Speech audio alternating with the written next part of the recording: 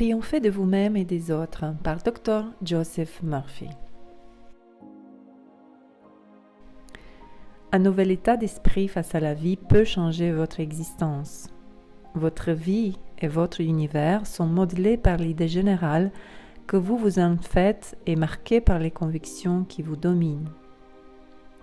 Bannissez le doute et la crainte dans vos prières et placez votre confiance en la sagesse infinie qui vous guide.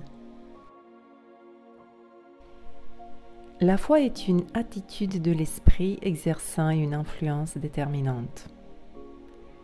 Le problème n'est pas votre manque de foi, mais il convient de donner à cette foi la direction adéquate et de la mettre en œuvre d'une manière constructive. Tablez sur la santé, sur le succès, sur le bonheur et sur la paix intérieure. Nous croyons tous à quelque chose. À quoi croyez-vous ? La vraie foi se fonde sur des principes éternellement valables et sur des valeurs immuables de la vie. La foi est invisible et témoigne résolument de choses impossibles à voir. Pour vous rendre compte de la force que doit avoir la foi des savants, considérez qu'ils croient à la possibilité de réaliser une idée n'existant d'abord que dans leur esprit. Personne ne peut voir votre esprit, vos sentiments, votre vie, vous non plus.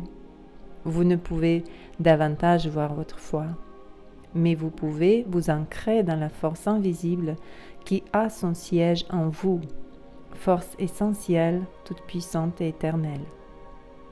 Modifiez vos croyances. Ne croyez plus à l'échec ni à l'insuccès.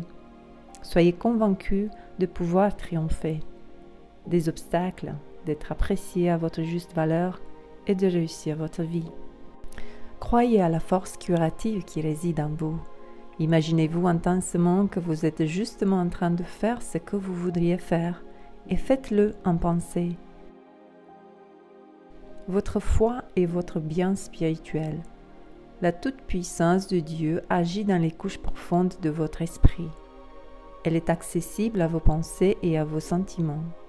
Aussi êtes-vous en mesure de venir à bout de toutes les situations et de triompher de l'adversité. Agissez en pensée et sentez comment vous agiriez et vous sentiriez si vos prières avaient été exaucées. Vous constaterez alors que le pouvoir miraculeux de la foi peut accomplir des miracles dans votre propre vie. La loi miraculeuse de la guérison. Vous participez au pouvoir divin de guérir qui réside en vous. Libérez-vous des désordres mentaux et de tout objet d'affliction. Laissez-vous pénétrer de la force intérieure qui guérit tout. Quiconque ne se ferme pas à une suggestion forte et fausse et s'abandonne à elle devient la victime d'une idée fixe. Le déséquilibre affectif a un effet suggestif. Une impulsion négative agit à votre insu. C'est ainsi qu'un enfant peut avoir de la fièvre si sa mère souffre de quelque déséquilibre. Si la mère retrouve la paix intérieure et l'harmonie, ce nouvel état se transmet à l'enfant et celui-ci guérit. L'homme dispose naturellement du pouvoir de guérir, car il peut atteindre par la pensée et par la foi l'infinie puissance curative qui réside en lui. Le pouvoir de guérir qui réside en vous est la source de toute vie et donc de toute guérison.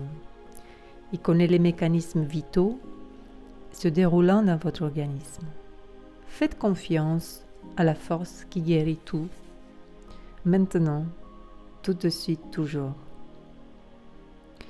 Vous pouvez vous renouveler intellectuellement et physiquement en vous orientant sans réserve vers la santé et la force, vers l'harmonie et la perfection, et en méditant souvent là-dessus.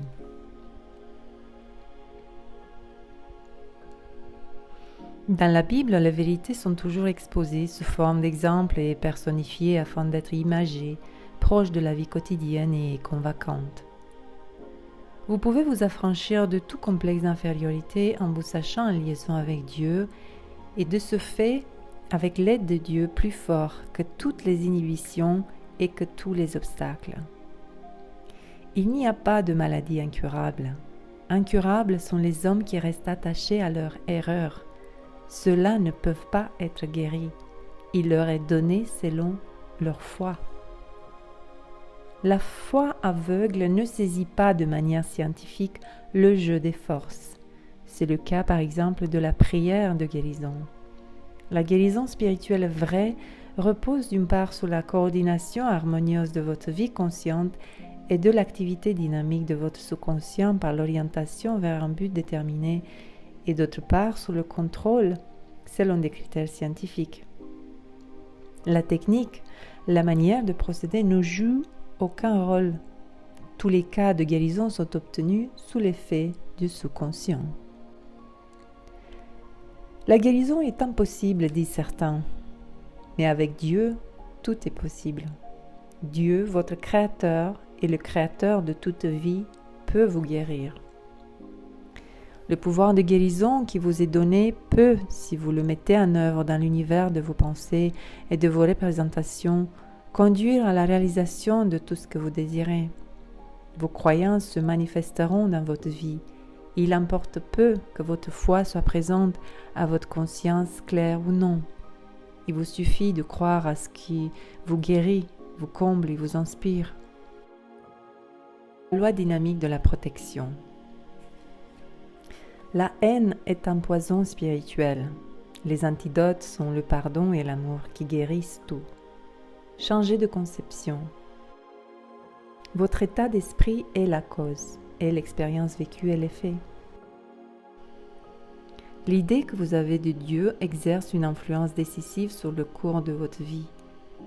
L'idée que vous avez de Dieu est en fait ce que vous pensez de vous-même. L'homme est l'expression de sa foi.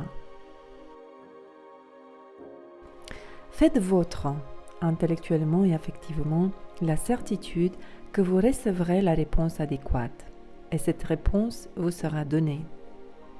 La sagesse infinie résidant dans votre sous-conscient sait et voit tout. Ayez confiance en elle et invoquez-la. Elle seule connaît la réponse à vos questions, et cette réponse vous sera donnée. Suivez votre voix intérieure, celle de votre intuition. Très souvent, elle fait éruption spontanément dans votre conscience claire, à l'improviste comme un éclair. Dites-vous à chaque instant ceci, il y a toujours une solution. Partez de ce principe et détendez-vous parfaitement. Si vous priez ensuite dans cet état de décontraction physique, intellectuelle et émotionnelle, vous bénéficierez vous-même de miracles. Prier pour obtenir d'être guidé intérieurement, c'est mener un entretien sur deux plans, à savoir la demande et la réponse. Si, convaincu qu'une réponse viendra, vous demandez un conseil à votre voix intérieure, vous recevrez une réponse. Votre sous-conscient indique des solutions que vous ne connaissez pas. La solution peut se trouver dans un livre découvert tout à fait à l'improviste ou dans une conversation dont vous êtes témoin par hasard. Il y a d'innombrables possibilités d'apprendre la réponse. Pour recevoir l'indication qui nous est donnée de l'intérieur, nous devons être détendus et réceptifs, toujours prêts à écouter. Dans ces conditions, nous pourrons appréhender consciemment les inspirations de notre intuition et les suivre. La sagesse et le savoir de votre subconscient franchissent le seuil de la conscience et pénètrent dans votre conscience claire si votre vie consciente est libre de toute tension et se trouve dans l'état d'équilibre de la paix intérieure. Détente, tel est le mot-clé.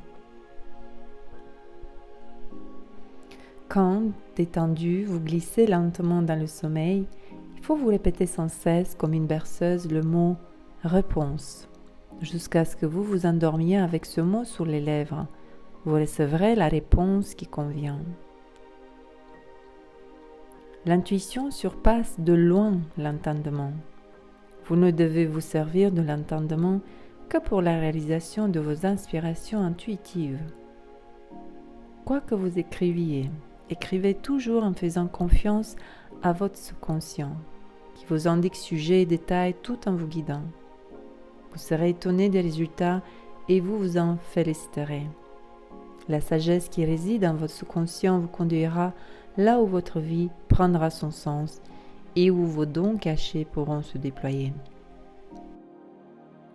La loi puissante de l'encouragement intérieur. Extirpez de vous-même toute peur en restant toujours conscient, mentalement, spirituellement et sentimentalement, de la présence de Dieu qui réside en vous. La puissance créatrice de votre sous-conscient trouve à chaque problème la solution adéquate. La haine entraîne des sentiments de culpabilité, la crainte du châtiment et même un besoin de se châtier soi-même. Pardonnez à vos semblables, c'est alors seulement que vous serez libre. La peur de l'échec ouvre la porte toute grande à l'échec. Comptez sur le succès et le succès viendra. Si vous êtes dans la détresse ou dans le besoin, imaginez avoir atteint le but recherché et restez fidèle à cette image. Vous parviendrez au but fixé. La peur est à l'origine de bien des maux physiques. Quiconque est pénétré de bonne volonté et d'amour se libérera de tels maux. Ne dites jamais « j'ai peur » ou « j'en ai assez ». Votre sous-conscient vous prendrait au mot et vous seriez votre propre prisonnier. Si vous pensez juste, vous agissez juste. La clé de la santé, du bonheur et de la paix est à la portée de chacun. Vous pouvez choisir librement. Choisissez le bonheur. Ayez courage et confiance en vous-même et dans les forces endormies en vous. Le changement de votre état d'esprit peut tout changer dans votre vie. Qui sert de maître vit en conflit permanent et ne parvient à rien. Ne reconnaissez qu'une puissance au-dessus de vous, le Dieu unique. Le caractère exclusif de votre orientation intellectuelle vous préserve de tout déchirement intérieur et vous rend fort. La fréquentation de pensées nocives est pour vous plus lourde de conséquences que celle d'une mauvaise société. Faites maintenant l'inventaire et éliminez toute pensée négative. Ce que vous pensez et ressentez détermine votre destin. Si celui-ci ne prend pas la tournure désirée, n'en attribuez pas la faute à d'autres. C'est vous et vous seul qui êtes fautif. L'homme fait lui-même de sa vie un paradis ou un enfer selon sa manière de penser et les conséquences qui en résultent. Vous serez récompensé ou châtié dans votre vie selon la manière dont vous pensez. La loi de causalité a une valeur universelle. Si vous pensez le bien, vous atterrirez le bien. Si vous pensez le mal, il apparaîtra dans votre vie. Le vrai sentiment de sécurité ne dépend ni de la fortune, ni de richesse matérielle quelconque. Il repose sous la foi et la confiance sincère en Dieu, dispensateur de tout bienfait. Ni un État, ni un gouvernement ne peuvent vous garantir la sécurité, le bonheur, la paix. La loi mystérieuse de la nourriture spirituelle. Votre pensée est la nourriture spirituelle qui assimile toutes les circonstances et expériences de votre vie. La maladie, les douleurs, la misère sont les conséquences d'un état d'esprit pessimiste. Comme les animaux, la maladie et la misère ne peuvent subsister sans nourriture. Vous êtes ce que vous absorbez intellectuellement et spirituellement. Prenez votre nourriture avec joie et reconnaissance. L'alimentation de notre corps est importante, mais notre nourriture intellectuelle et spirituelle revêt d'une importance plus grande encore. Toutes les impressions négatives qui vous assaillent chaque jour de l'extérieur peuvent, selon votre état d'esprit, prendre une tournure favorable. Votre corps se régénère tous les 11 mois. Si vous en tenez aux vérités éternelles et aux valeurs spirituelles de la vie, vous vous sentirez régénéré et rajeuni intellectuellement. Le consentement par la raison ne suffit pas.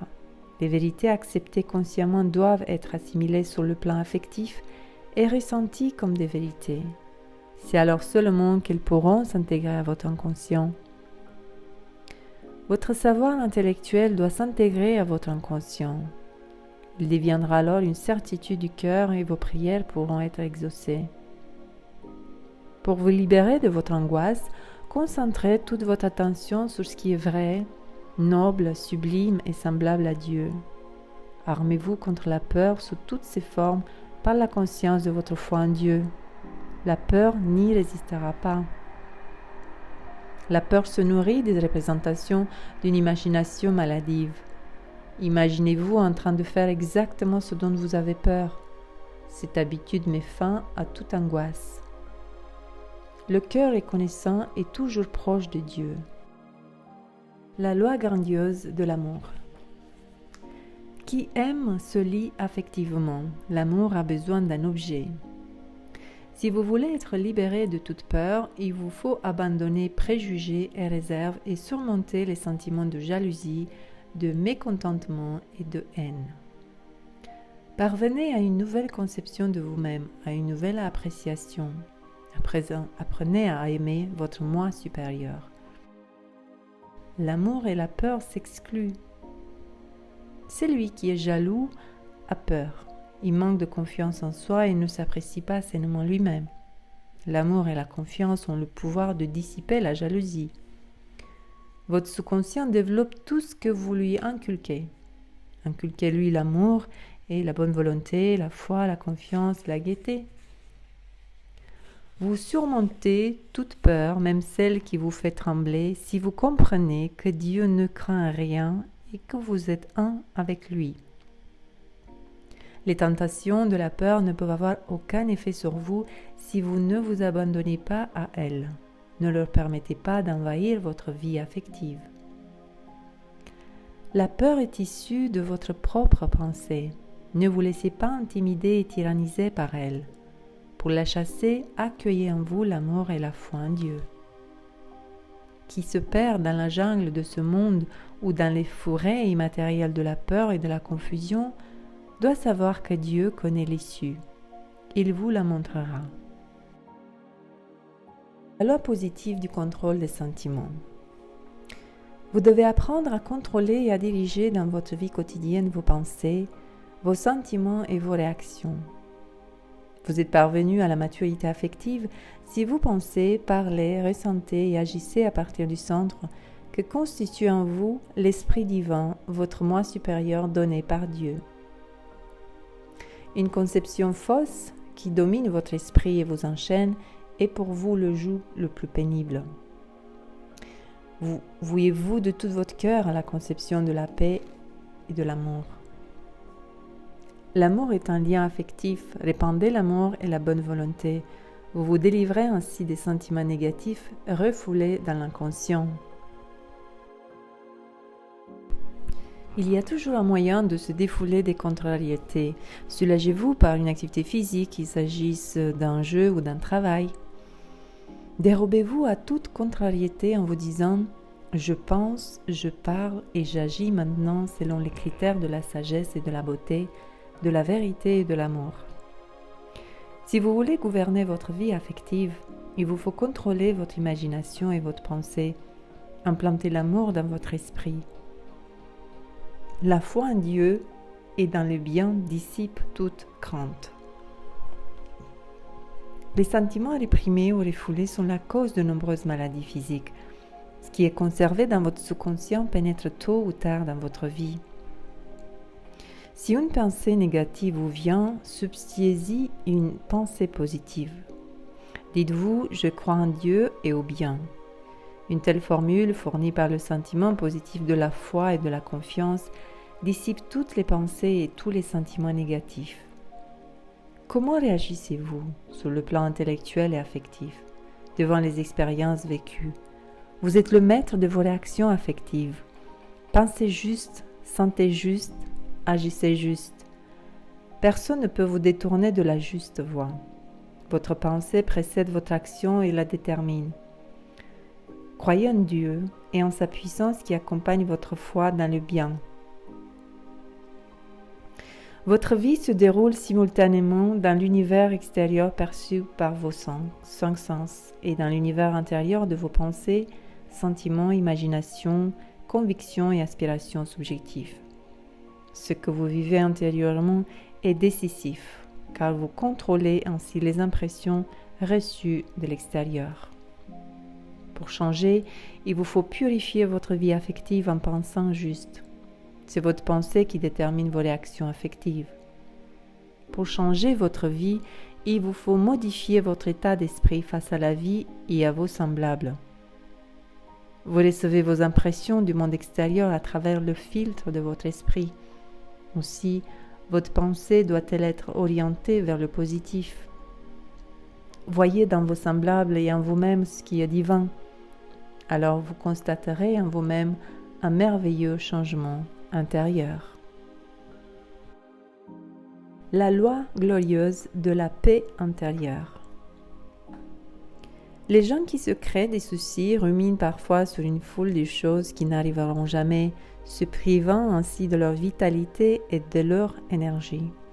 Qui a des soucis redoute des choses qui ne sont pas encore arrivées mais qui pourraient arriver. Changez votre façon de penser actuelle, vous changerez alors votre avenir. Votre avenir est la concrétisation de ce que vous avez pensé auparavant.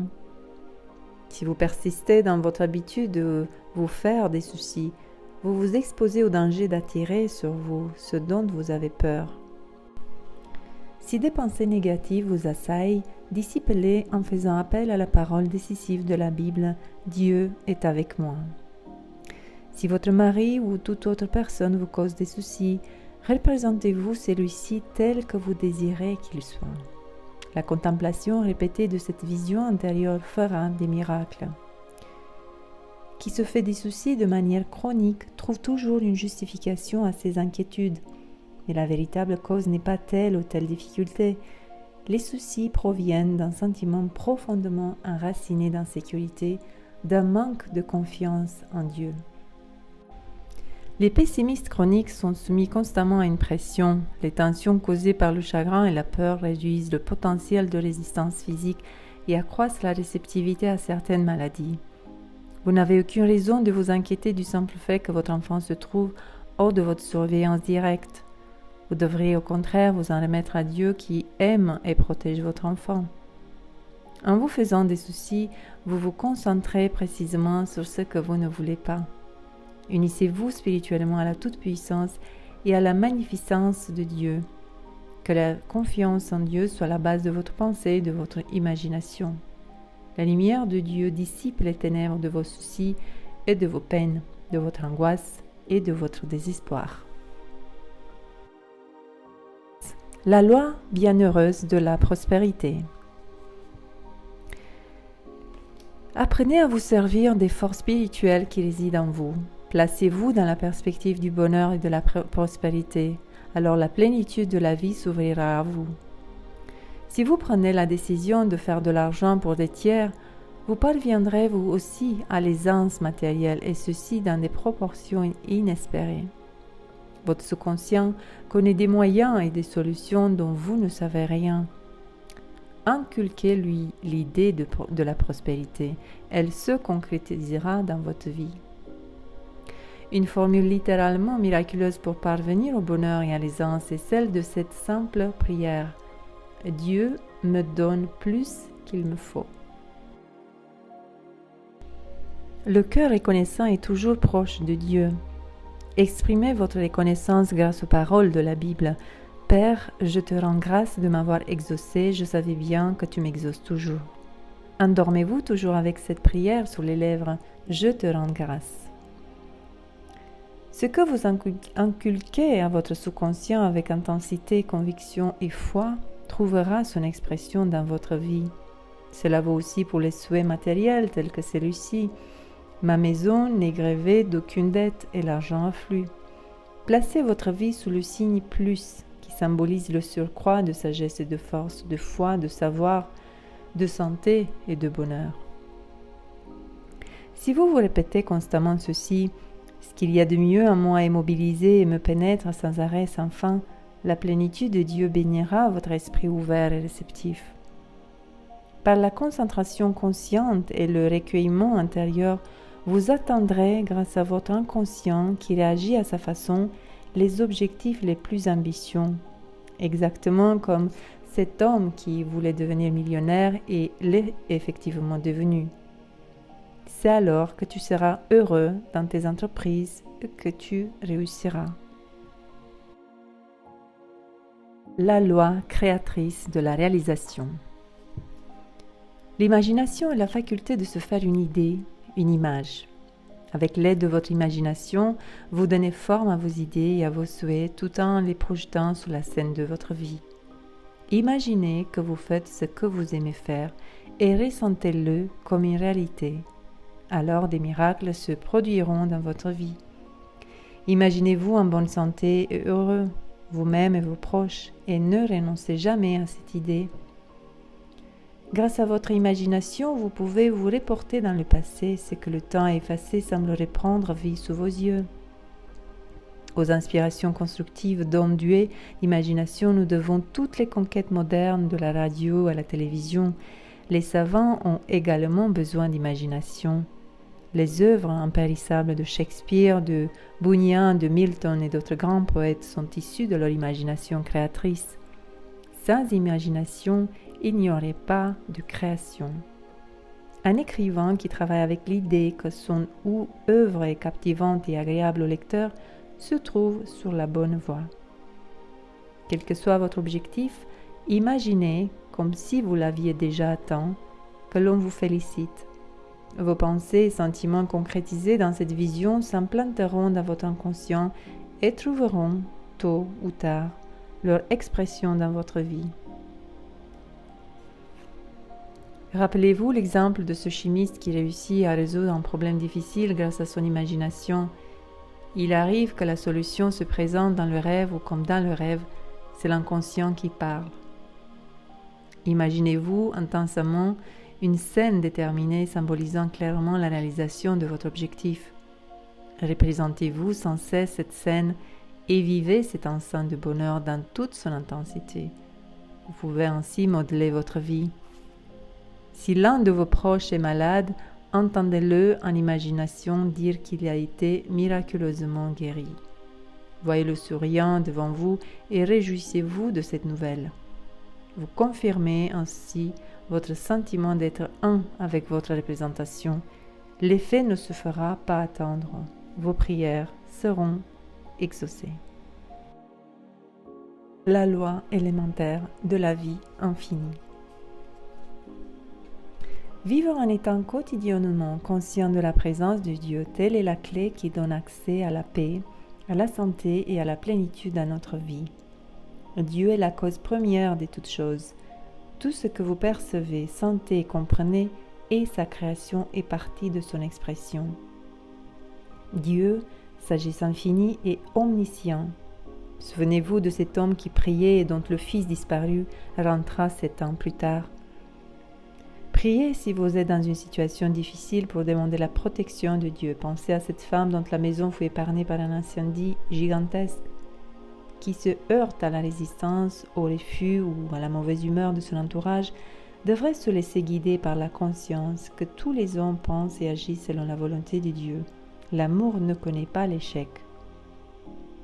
Qui est appelé à faire face à un public devrait partir du principe que ses paroles contribuent au bien et au salut de son public. Que tout travail soit accompli en l'honneur et à la gloire de Dieu. Si l'un de vos proches est malade, priez pour lui dans la conscience de la présence salutaire de Dieu, car Dieu est amour et paix. Le contenu de votre prière se transmettra inconsciemment au malade et mobilisera ses forces vitales. Si quelqu'un vous veut du mal, prenez conscience de votre lien avec Dieu. Personne ne peut abolir cette protection. Opposez à votre adversaire amour et sincérité et dites-vous que lui aussi est guidé par Dieu. Une solution pacifique ne manquera pas de se présenter. Vous-même et tout ce que vous percevez du monde extérieur représentez la création de Dieu par laquelle Dieu s'exprime. Dieu réside en vous et dans toutes les personnes de votre entourage. Il attend de vos semblables, il attend de vous que vous ignorez les fautes et insuffisances de vos semblables et que vous les aimiez comme Dieu vous aime.